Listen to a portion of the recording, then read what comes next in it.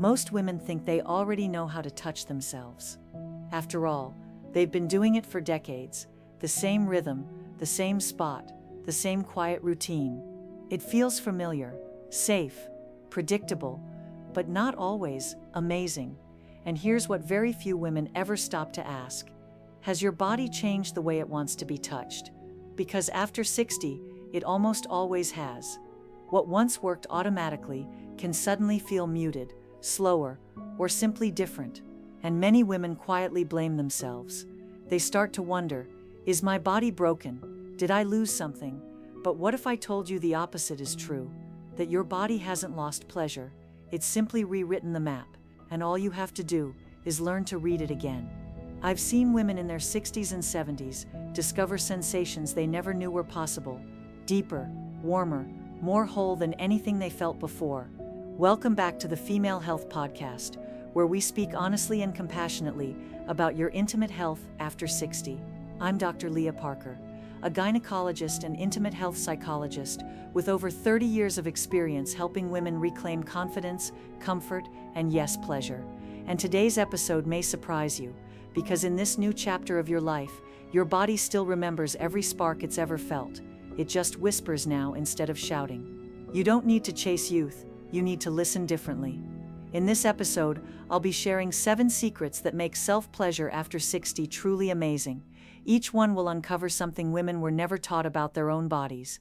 And if you stay with me all the way to the end, you'll hear the final secret that women in my practice call the spark comeback.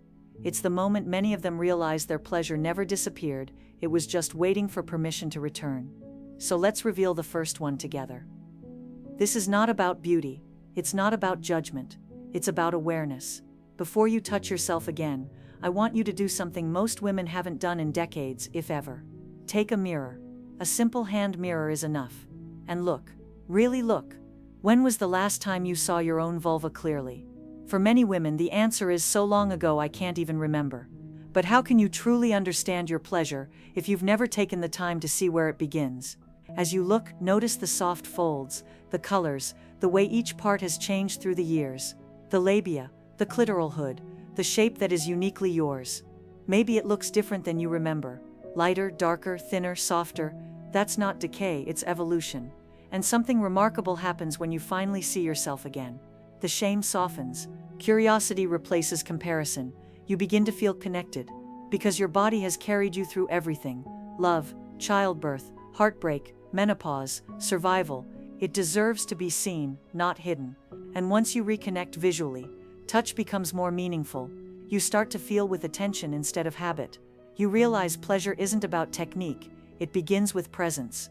So tonight, before you do anything else, take that mirror, light a candle, take a deep breath, look and whisper to yourself, "This is me."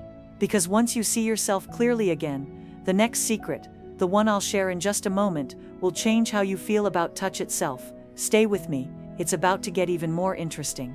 When most women talk about self-pleasure after 60, there's one word that comes up again and again: dryness. It can start as a quiet irritation, a little discomfort here, a bit of tightness there, and before you know it, something that once felt soft and welcoming begins to feel tense or even painful. Many women take this as a sign that their bodies are finished with pleasure. They stop touching, stop exploring, stop trying because they think their body has closed that door. But that's not what's really happening. Your body isn't rejecting intimacy. It's simply asking for care before it opens. After menopause, estrogen levels drop, and the skin around the vulva and vagina becomes thinner, more delicate, and slower to respond. That's biology, not failure, and it means your body now needs something it rarely needed before: comfort before stimulation. When you give your body that comfort, everything changes. Touch stops feeling scratchy or forced, arousal starts to flow again. Warmth spreads, softness returns, and what once felt impossible suddenly feels inviting. There are 2 gentle ways to bring this comfort back. The first is what I call everyday nourishment. Think of it like moisturizing your skin, but for the most intimate part of you. A simple hormone-free vaginal moisturizer used a few times a week keeps tissues supple and elastic. It reminds your body that this area still matters, that blood should keep flowing there, that softness should stay alive. You don't need fancy brands or fragrances, you just need consistency. The women who make this a quiet part of their routine often tell me, "I didn't realize how much I'd missed feeling comfortable in my own skin." The second kind of comfort is what you invite in the moment. This is where lubricants come in, not as a sign of weakness, but as a sign of wisdom. When you reach for a pure, water-based or silicone-based lubricant, you're not replacing your body, you're supporting it. You're saying, "I hear you. I want this to feel good for you." The right lubricant makes touch glide instead of drag. It lets you explore longer, slower, without friction stealing the pleasure away. If you prefer something more natural, a drop of warm sesame or coconut oil massaged gently around the outer lips can be beautiful. Not inside, just outside, like a small ritual of tenderness. Many women tell me that warmth alone wakes their body up before they even begin to touch. It's not about technique yet, it's about readiness. And here's the part I want you to remember most. Needing lubrication is not proof that something is wrong, it's proof that you are listening. When your body whispers for softness and you answer, you create safety. And when a woman's body feels safe, pleasure can finally unfold. So tonight, if you try the mirror exercise again, add this layer of comfort. Prepare your body with moisture, warmth, and patience. Let the tension melt before you even begin, because the more cared for your skin feels, the easier it is to awaken the deeper sensations waiting underneath. And just when you think you understand what comfort feels like, the next secret will show you how to turn that comfort into electricity. Stay with me, because once you learn how your body's pleasure pathways really work, you'll never think about touch the same way again. Once your body begins to feel comfortable again, soft, relaxed, cared for, something new starts to happen. Sensation begins to return in waves. You might notice small tingles, tiny sparks, a warmth spreading through places you haven't felt awake in years. That's your body responding. That's circulation, nerve endings, and memory all waking up together. And this is the perfect moment to learn about the part of your body that holds more potential for pleasure than anything else, the clitoris.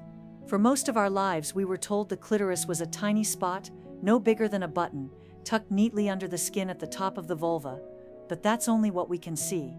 The truth is, the clitoris is a whole network. What you touch on the outside is just the tip of something much larger and more intricate.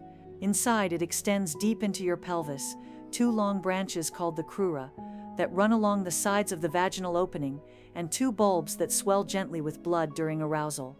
Together, they create a structure that wraps around the entrance of the vagina like a pair of wings.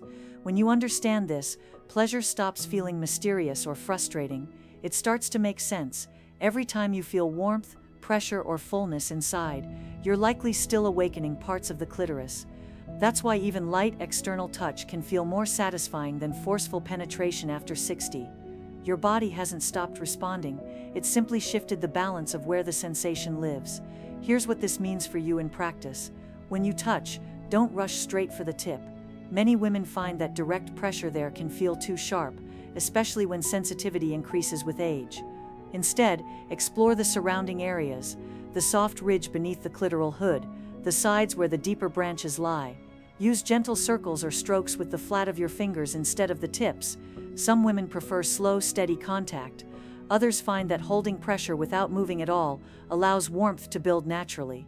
Think of the clitoris not as a button to press, but as a landscape to explore. Every curve responds differently. Every touch sends a slightly different message to your brain. When you learn this, you stop chasing the old sensations you remember and start discovering the new ones your body wants to give you now. If you've ever felt like orgasm is harder to reach these days, this understanding changes everything. It's not that your body is failing, it's that your map has expanded. The sensations that once centered on one small area are now spread wider, deeper, more interconnected. The more slowly you explore, the more of those hidden pathways light up. So next time you touch yourself, think of it as a conversation, not a task. You're not trying to make something happen, you're listening to what's already there. Let curiosity replace pressure. Let exploration replace habit. Because the more you listen, the more your body begins to respond. And just when you think you've discovered everything the clitoris can do, there's another layer waiting, one that doesn't rely only on anatomy, but on the way you move, breathe, and guide your touch. Stay with me. It's about to get beautifully real. When you start touching yourself again after time away, it's natural to fall into the same pattern your body has known for decades. Your hands remember what used to work. They go straight for that one spot, that familiar pace. But then something unexpected happens. It doesn't feel the same. It's pleasant, maybe, but not powerful. The warmth fades too quickly. The sensation feels distant. And somewhere inside, a quiet thought appears. Maybe it's just me. It's not you. What's happening is that your body now responds to touch differently. The skin, the nerves, even the way blood flows to your pelvic area, all of it has changed. Your body isn't refusing pleasure, it's asking for a new language. And once you learn that language, every touch becomes more alive. I've worked with women who thought they had lost sensitivity, only to discover that it wasn't gone at all. It was hidden beneath habit. They were touching too fast, too firmly, too predictably. Their bodies never had a chance to catch up, to open. Once they slowed down, really slowed down, something magical happened. They began to feel again. Warmth turned into tingling, tingling deepened into a pulse, and then out of nowhere, a wave of pleasure they hadn't felt in years washed through them. The truth is, arousal after 60 builds differently. Your body needs time to trust the moment. Quick movements often trigger tension instead of release. That's why I always say, give yourself permission to linger. Move a little slower than feels natural. Let your breath lead your pace. You'll start to notice small details, the soft shifts in pressure, the moments your body sighs in relief, the exact second it says, yes, this is also where your whole body comes back into play. Pleasure doesn't live in one tiny place. Touching your inner thighs, your chest, your neck, these are not distractions, they are invitations. Every stroke in these areas tells your brain, I'm safe, I'm allowed to feel. And once your mind believes that, blood flow increases, sensitivity heightens, and arousal builds naturally. You may notice that the rhythm of your breathing starts to guide your hands without you realizing it. That's not coincidence, it's connection. When you sync touch with breath, your nervous system relaxes and opens the pathways for sensation. Your body begins to move in its own quiet rhythm, one that's deeper and far more personal than anything you've been taught. There's no rush here. The longer you stay present, the more your body will reveal what it truly enjoys. Every woman has her own tempo, her own pulse, her own inner music, and once you find it, pleasure stops being effort, it becomes flow. So the next time you touch yourself, resist the urge to chase. Instead, explore. Notice the moments your body wakes up. Follow that. That's where the real magic happens, and just when you think you've found your pace, something new will call for your attention, something that can make pleasure not just easier, but effortless. In the next part, I'll show you how women in their 60s and 70s are quietly rediscovering comfort and freedom in ways they never expected. It's a shift so simple, yet it changes everything. Stay with me, you'll want to hear this one. Sometimes, even when the mood is right and the body feels ready, the hands just don't cooperate the way they used to. Maybe your fingers tire easily. Maybe your grip isn't as steady. Maybe your wrists or shoulders start to ache before your body even gets the chance to respond. And quietly you start to think, maybe it's just not worth the effort anymore. I want you to hear me clearly.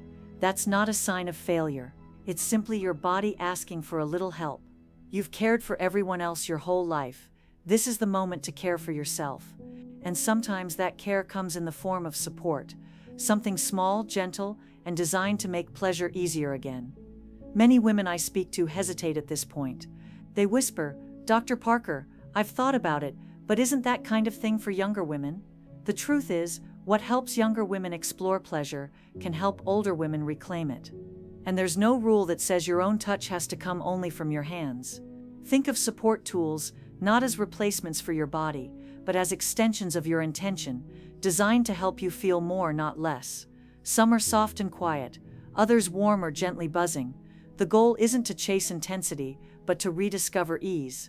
A small, smooth device that fits comfortably in your hand can take pressure off your joints and allow you to focus on sensation instead of effort. For some women, even the simple vibration of something light against the outer lips or the hood can awaken circulation and sensation in ways that fingers alone cannot. It's not about what you use, it's about what it allows you to feel. And yes, I know there's still a whisper of embarrassment that lingers around this topic. The fear of what someone might think, the hesitation at the thought of a delivery box arriving at your door. Let me reassure you, modern companies understand privacy. Packages are plain, the designs are subtle, and everything about the experience is made for women who value discretion. This is your body, your moment, and your right to explore it however you choose. I always remind my patients, the tool is not the goal, it's the doorway. What matters most is how you use it. Slowly, patiently, with awareness, experiment with different textures, speeds, or angles until your body whispers there, that's it. You may be surprised to find that the combination of gentle vibration and slow movement awakens not just physical pleasure, but a wave of calm throughout your whole body. For some, these tools become part of a quiet evening ritual, a warm bath, soft lighting, a few deep breaths, and a few minutes of exploration without expectation. For others, it's simply a way to stay connected to their body regularly, like stretching or meditation. However you use it, remember this: pleasure is not performance, it's practice. And here's the beautiful truth: when you stop trying to force pleasure and start allowing it, your body opens, it remembers, it begins to respond faster, easier, more naturally. But there's still something missing. Because no matter what you use, your hands, your breath, or gentle devices, there's another layer that determines how deeply you can actually feel. It's not physical at all. It's something far quieter and far more powerful. In the next part, we're going to talk about what really ignites pleasure, the place where arousal truly begins. And once you understand this, everything else you've learned so far will suddenly make perfect sense. Stay with me. Even with everything you've learned so far, how to care for your body, how to touch differently, how to make comfort part of pleasure, there's one piece that decides how deeply you actually feel. It's invisible, but it controls everything. It's the difference between touching and being touched. That missing piece lives in your mind. Pleasure doesn't start in your skin, it starts in your thoughts. Every sigh, every pulse, every wave of sensation begins as a signal in your brain. But when your mind is busy, worried, or distracted, that signal gets lost before it can reach your body. Many women tell me, "I try, but I just can't focus." And that's exactly why this part matters so much. The truth is, arousal isn't something you chase, it's something you invite. It needs space, softness, a sense of safety. That's why I often tell women to create a small ritual around self-touch. Not because it's fancy, but because it helps your body understand this moment is for me. Maybe that means dimming the lights, playing gentle music, lighting a candle, or wrapping yourself in a soft blanket. These tiny cues tell your brain to slow down, to let the world wait outside for a while. Then, before you touch yourself, take a few slow breaths, feel the air move through you. With each exhale, release a little more of the day. Let your shoulders drop, let your chest soften. This isn't about performing, it's about arriving. When you touch yourself from this state, something changes. Your body stops resisting. Your mind stops judging. Pleasure starts to unfold naturally, without pressure or expectation. Some women even find that when they let go of the goal of orgasm entirely, their bodies respond more freely, and the release, when it comes, feels deeper and more whole than before. This isn't about fantasy or pretending. It's about presence. It's about giving yourself permission to feel safe, sensual, and alive, exactly as you are. And just when you think you've reached the heart of it, there's one last truth waiting, one that ties everything together, the body, the mind, and something far more personal. Stay with me, because this final part isn't just about pleasure, it's about freedom. There's a moment that happens for almost every woman who starts this journey seriously. It doesn't happen during the first few tries. It doesn't even happen when she finally feels that rush of pleasure again. It comes later, quietly, when she realizes that something far more powerful than orgasm has returned, a sense of belonging to her own body. That right there is the final secret, the one no one ever talks about, the one that makes everything else, the mirror, the moisture, the touch, the breath, suddenly make sense. It's not a product or a technique or a new routine. It's the moment you stop seeing your body as a problem to fix and start seeing it as a home to come back to. For decades, women have been told that their sensuality has an expiration date, that it fades with wrinkles, softens with time, and disappears somewhere after menopause. But I've seen the opposite. I've seen women in their 60s and 70s rediscover sensations that feel richer and more peaceful than anything they ever felt before. Because in this stage of life, pleasure is no longer tangled in performance.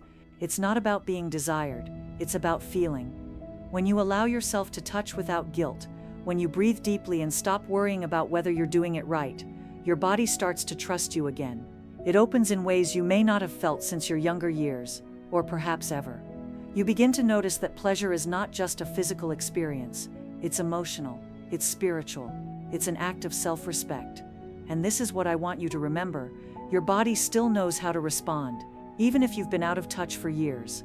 Even if you've convinced yourself the spark is gone, it's still there. It's just been waiting for your permission to return. Every sigh, every pulse, every gentle tremor is your body saying, "I'm still here, you didn't lose me." Many women tell me they begin this journey hoping for better sleep, or to ease dryness, or to simply feel a little more alive, but what they end up finding goes far deeper. They find peace, they find confidence, they find that quiet joy that comes from realizing, "I am not past my prime, I am still entirely myself."